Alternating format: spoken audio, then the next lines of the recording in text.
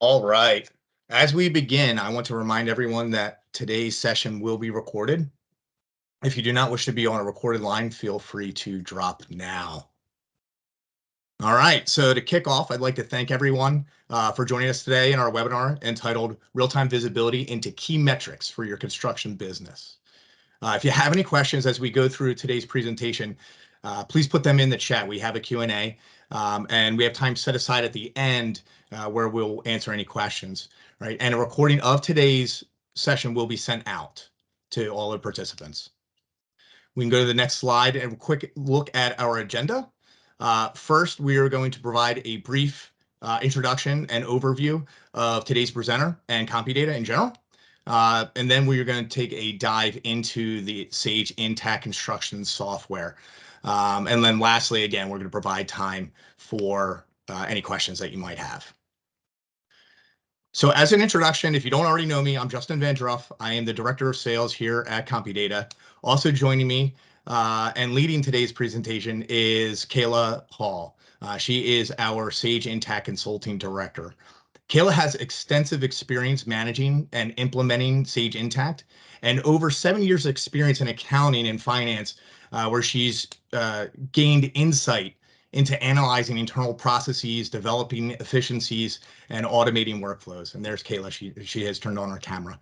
A little bit about CompuData. We are a woman-owned business with over 50 years experience providing business technology solutions for small and mid-sized organizations. Right? We are business experts focusing on technologies that construction companies use to run their business. We specialize in optimizing complex operational issues through the use of those technologies so that our clients can run more efficiently and securely. Right? So a 30,000-foot view about CompuData. We've been in business for 50 years, and we can go to the next slide there. We've been in business for over 50 years. We are a leading Sage Diamond partner with over 30 years experience migrating and implementing Sage solutions.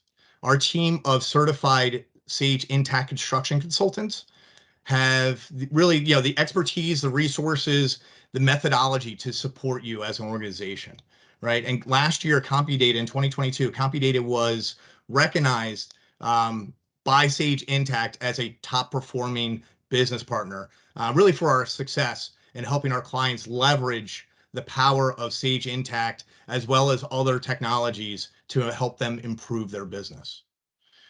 So without further ado, I'm going to hand this over to Kayla. She's going to take us through today's demo agenda, and then she's actually going to give us a tour of the Sage Intacct software.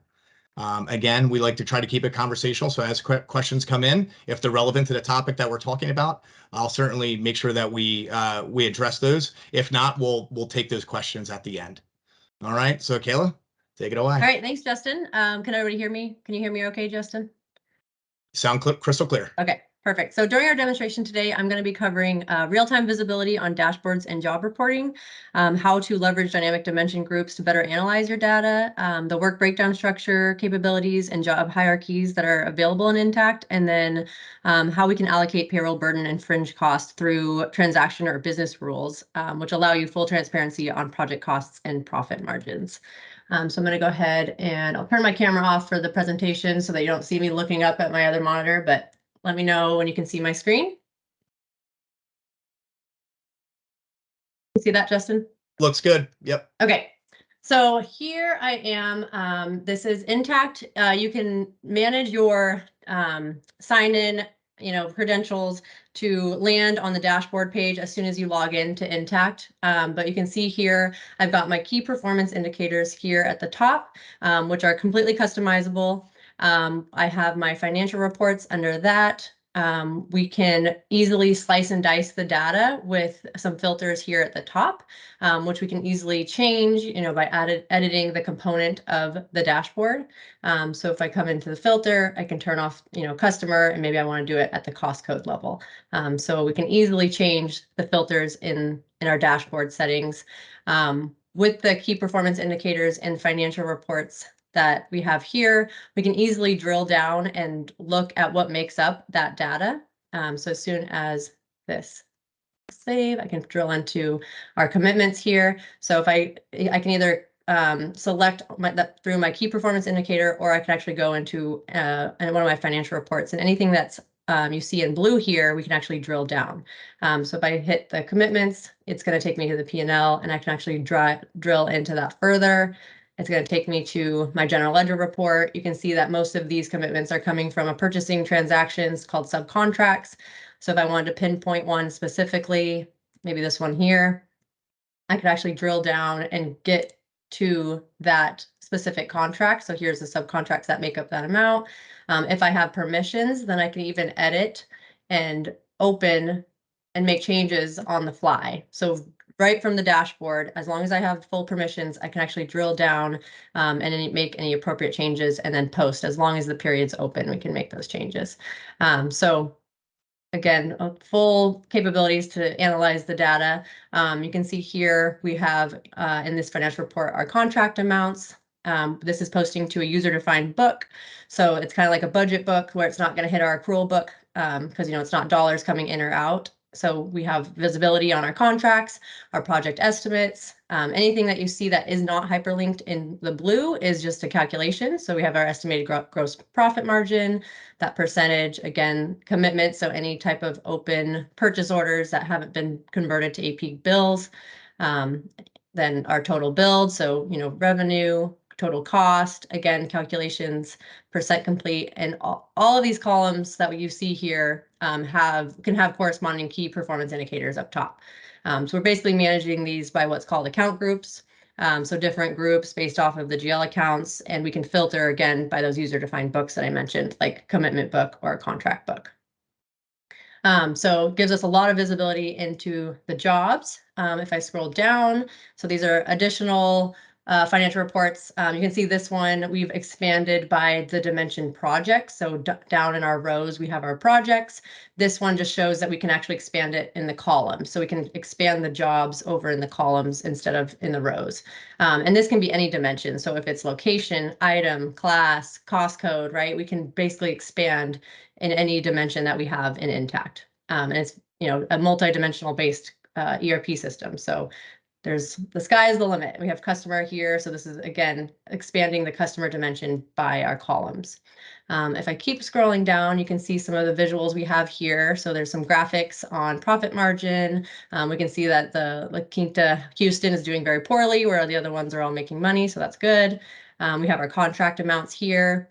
And then I have a couple sample interactive customer report writer reports here on the left. So this just gives you the capability to recreate an Excel spreadsheet. So any type of formulas that you're doing in Excel, we can basically recreate in Interactive Customer Report Writer. It's a pretty minimal cost. It's an add-on. It is required if you're going to be purchasing the CRE subscription, but it's really, really valuable. I see a lot of customers very, very pleased with what they can accomplish with the Interactive Customer Report Writer. And you can see here, it's not going to be just the GL postings. So you can do pending cost changes. So, if there's a status of a pending that hasn't been approved yet, so that hasn't posted to a user-defined book, we can track that with the Interactive Customer Report Writer. So really any transaction in the system we can pull in here. And this will also filter with the dashboard filters, which I'll be showing you in just a minute. So a lot of flexibility on reporting and diving into the data that makes up those dollar amounts. So going back to our filters here, we can see in the drop-down that we have a few account groups. So these are dimensional account groups. Because I'm at the top level, I can't actually drill into project specifics that are set up at the entity level. So you can just see the ones that we have here. So if I go into my entity, Timberline General Construction, this is the same dashboard, so it's my project performance. Now in my drop-down, you can see I have additional dynamic dimension groups as well as specific projects. So I can drill into a specific project here. I can apply. So if I'm a project manager user, I can have my projects in the drop-down list, filter for my project. Once that loads, drill into the costs and analyze the different data that I can see from my dashboard. So while that's loading, I'll go ahead and I'll just duplicate this. So here's the filtered project on this dashboard. So you can see all of my reports are now filtered for this one project. And So you can analyze it just by that one project instead of as a consolidated top level company. So going into the dimension groups, you can get to, so any of the dimensions that you see here, these are all the dimensions in Intacct. We can create specific dimension groups by any attribute of that dimension. So what that means is, here's a look at some of the dimension groups that we have. We can do it by project manager, by project type, by project category. So if I drill into this one here, you can see the job manager ID equals GC102, which is our project manager. We have almost all of the fields available in our project to filter from. So this gives us a lot of flexibility to create those different dimension groups and then associated dimension structures, which are available for financial reports. So you can see that we can really, we have a lot of flexibility to basically create these different groups based off our specific business needs. So I also wanted to go ahead and show you the employee groups. So we have, here's a couple. I set up all employees, which will just anything that has a employee ID. You know, employee ID is not empty. That means they'll bring over all of the employees, and then union employees. So we wanted to filter out union employees so that they, you know, if they have a different business rule, which we'll get to in just a little bit, then, you know, we can filter those employees out. So again, any of the different attributes from the employee, we can handle that in those dimension groups. I also want to mention some of the dimension groups that we saw are only available at the entity level. So you can see these ones are only available at the entity level because those were created at the entity level, whereas these ones were available at the top level, which is why we saw these in our drop down in that dashboard. So now I'm going to go ahead and take a look at some of the project setup real quick, just to show how flexible the work breakdown structure and job hierarchy is in Intacct. So you can see here we have our job ID. We can create children projects. So these are referred to as sub-projects, phases, work packages. If you want to track anything, you know, under a parent project, you can report on that specific project, or you can report on it as a parent project altogether. So like a consolidated view. We also have, so if I go into this project, I can quickly show you the job type. This is the attribute that we used on some of those project groups, as well as the project manager here. So we have Gregory Lovett for this one. And then this is also where you would assign those transaction rules that we're going to be discussing. So this is the direct fringe and burden. We have a couple other scenarios of different types of transaction rules that you can set up, but we're not quite there yet. So this is also here. This is a custom field, the VAC inspection. So we do have the ability to create a lot of custom fields, custom tabs. So if there's a specific need that you have that you don't see, you know, the out of the box Intacct, we can definitely create that for you. So I'll go ahead and save this. We'll drill down into the cost codes. So here is our list of cost codes. We can easily add our cost codes from the catalog. So this is a standard cost code catalog. You can see that we can either filter it by the WBS code, or in this specific scenario, you know, they had a coding sequence. So if they wanted to do D10, that's just land acquisition. You can see that we could just quickly select those, save, and you're adding all of those cost codes and associated cost types. What I mean by cost types is if we go into one of these here, so maybe we're doing concrete, then we can see that we have our labor, our equipment, our material, our subcontract, and our regular labor versus labor, and then equipment as well. So any type of cost types or categories that we need as that third hierarchy in the system, we have the capability to set that up. We also have the ability to then post based off of that cost type to a specific GL account. So you can see that these are all mapped. These cost types are mapped to an item and then a GL account based off of those cost type categories, which is pretty common for what I see in construction accounting, but we have the flexibility to change that as well. But it just makes it automated to post to those GL accounts. So a lot of flexibility. There's no limit to the amount of characters. We can use smart rules to restrict and try to create some consistency. So for example, these are 6 characters. The third character is a dash. We could use smart rules to leverage that consistency, but there's really no limit to what we're able to create here. So now I'm going to go ahead and go into our employees. So again, our employees here, you can see these ones up here were set up at the top level, meaning that they're shared across all of the entities, whereas these ones below are entity specific. So we're in the Timberline General Construction. These will be only be used within this entity. So most of the time, these are field staff labor, right? Where these might be directors that split their time through across multiple entities. I've also set up equipment as employees. And the reason for that is because we can associate cost rates. So now I'm going into the employee record. So we can associate cost rates to the employees as well as equipment to then allocate those and be able to bill those on a T&M basis. So because equipment is an asset, just like our employees, we have the ability to create cost rates. And then I wanted to make sure to show the ability to, so in our employee, we have employee types here. So let's go back to these guys. So non-union full-time, you can see that the employee types for the top level, we can filter down to equipment. And then we also have a custom tab here. So I just wanted to show you that flexibility of creating customizations, very easy to do. So we have an equipment details tab that is a completely custom tab. So then we have our VIN number, make, model, purchase date. So these are all different types of custom fields and custom workflows that we can create.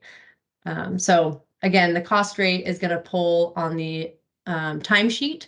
So when we're posting the time, it's going to look at not just the cost rate that we have, but the earning type here. So if they're hourly or if they're salary, so Intacct can handle both of those calculations.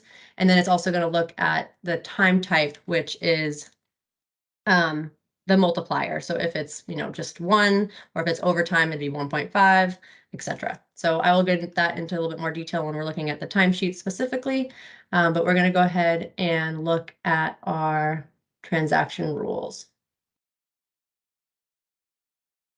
I'm going to go back to the top level. I created the transaction rule at the top level so that it can be shared across all the entities. So going into this, so again, this is assigned to the project, and then it's using these employee groups, so these dimension groups that we went through, to trigger when they're going to apply to what employees. So as long as the project is assigned the transaction rule, which again, we can automate that workflow through smart events based off different attributes of the project. But this is how it tells which one, when to trigger those. So you can see here, these basically the transaction rules, what they do is they give us flexibility to add rules to calculate one or more secondary transactions in the form of a journal entry. So most of the time, transaction rules calculate indirect costs, like you can see here, payroll costs, and they can be allocated as direct costs on a project. Some other ways that I've seen clients use transaction rules in a creative way are for intercompany postings for labor and equipment, billable rate allocations, and then unbilled AR. And the way we can do that is, so we put in the description, again, we put in the employee groups here, which this is right now, it's going to be associated for all employees, except the direct union benefits, which we have filtered for that union employee group that I showed you earlier. So each of the posting details I've split out into different GL buckets because I wanted to show you how it can calculate that. And then when you put in your rate here, you can do it by cost amount, by billing amount, which would be pulled from the project resources and pricing. So basically like a rate table. And you can also do it by unit. So if it was a flat $5 rate per hour, then we would do it by units. But for this exercise, I'm doing it by the cost amount. So we'll go ahead and just to note, this is posting to a labor cost journal. So it's basically going to a labor cost journal in order for us to then be able to offset our payroll actuals to a payroll journal, and then you'll be able to analyze, if we're allocating with these rates appropriately. So you can either analyze this on a monthly basis, quarterly basis, but because of the flexibility of the reporting in the system, it makes it really easy to make sure that, everything is getting picked up in this allocation. So now I'm going to go ahead and I'm going to go back down to the entity level, and I'm going to go ahead and create a staff timesheet. So we're going to pick Dennis for this one. Begin date could be today's date. We're just going to call this test transaction rule. We're going to go ahead and post it to the Fullerton warehouse. Again, we have our cost codes. our cost type, which is just going to be labor, and then the time type. So again, this is going to be the multiplier here, whether it's multiplying the units and cost rate by 1 or by 1.5. So we'll go ahead and use regular. I included employee position, the union trade, and union local, but they're not required. So I'm actually going to leave those blank, but just know that we can leverage different employee positions, different trade codes, and different union local codes when an employee is entering time. So if we have a third-party timesheet integration with, from Intacct's Open API, that would come in and we can tag those. So we're just going to go ahead and we'll do 8 hours, and maybe we do an overtime.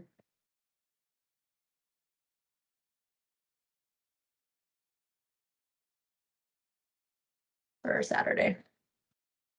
And so we can change the timesheet to be on a daily basis. So if you wanted each employee or field staff to do daily work tickets, or we can do it on a weekly basis.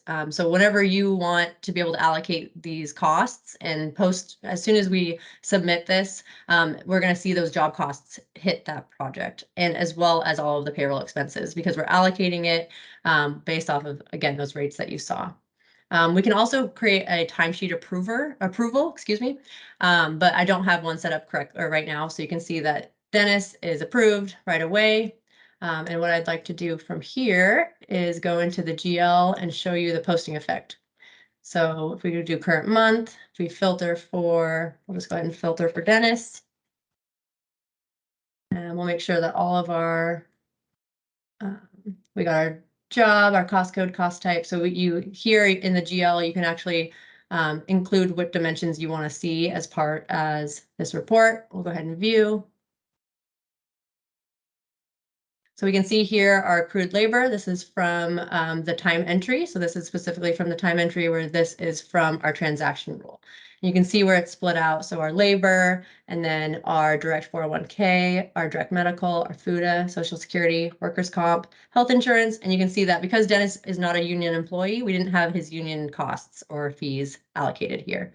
And then we have our labor hours as well. So this is also posting statistical entry so that we can track labor hours versus our estimated labor hours. So I don't think that there was anything else that we wanted to share. Michelle, will you bring back up the PowerPoint? Perfect.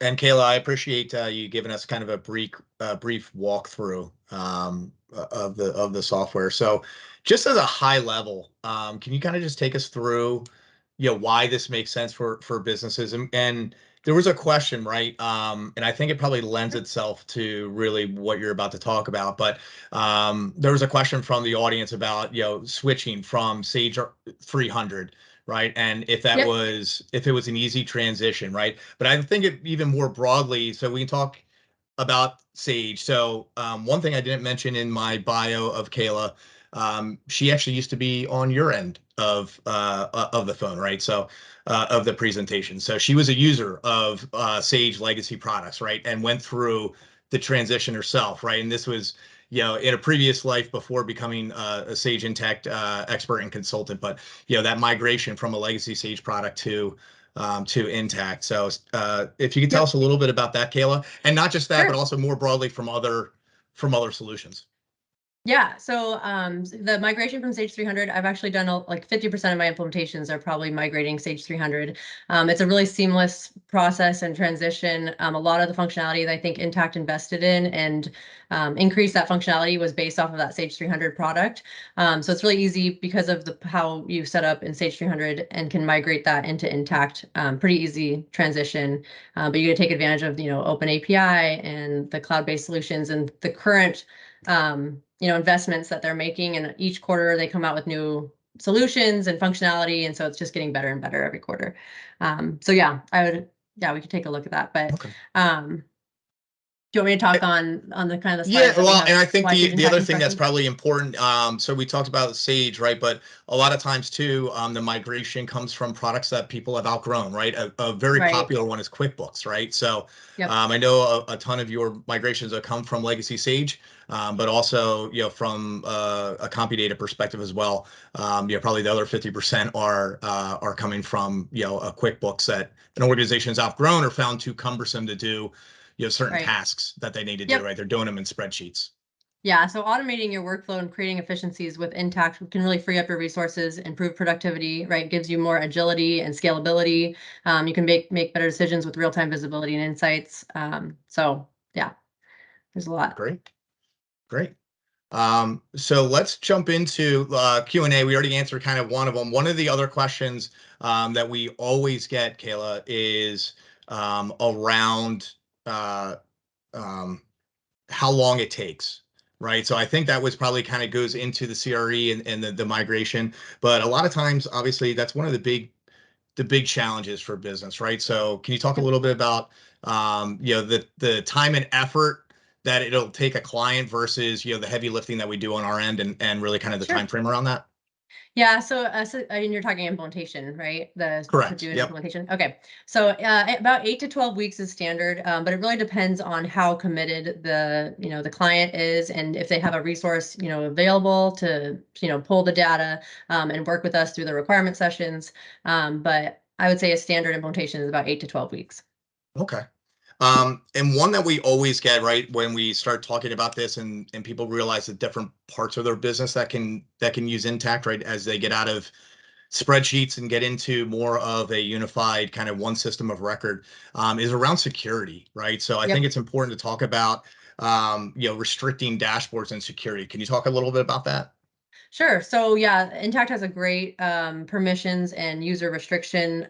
We can basically restrict users by entity. Each of the financial reports, you get to determine if it's public or who can see it. Same with dashboards. We can create user groups to create efficiencies. If you have 200 plus employees and users in a system, then that can get really convoluted. So you're creating those user groups to standardize who has access to what. And actually, the permissions within each application, you have so much flexibility on whether they can view it, add to it, edit it, delete it. So it's quite complex, actually. Okay. Yeah, and I guess just off of that, is there a limit to the amount of business rules that can be created? Nope, no limit. We can, yep, I've seen clients use up to 200 transaction rules. And then again, like I mentioned, using smart events to automate what transaction rules are applied to what type of projects. That's great. That's Yeah. great. So we'll give it 30 seconds here, see if there's any additional questions that come through prior to us kind of wrapping up. So we have Kayla, she's the expert, folks. So let's ask questions. And if you have something that's a little bit more complex, we can certainly kind of scale or schedule some one-on-one time with Kayla so you can pick her brain. Does not look like we have anything coming through the Q&A. So just lastly, we've included some links here to additional resources. A copy of this will be sent out along with the recording to our participants today. So we thank you. We thank you for joining us. And that is going to conclude our webinar for today. Here is our contact info. If you have any questions, if you would like to see something more in depth or have a one-on-one conversation with Kayla to pick her brain, feel free to reach out to us and we'll leave that with you. We appreciate All everyone right. joining. Thanks so Thank much. you.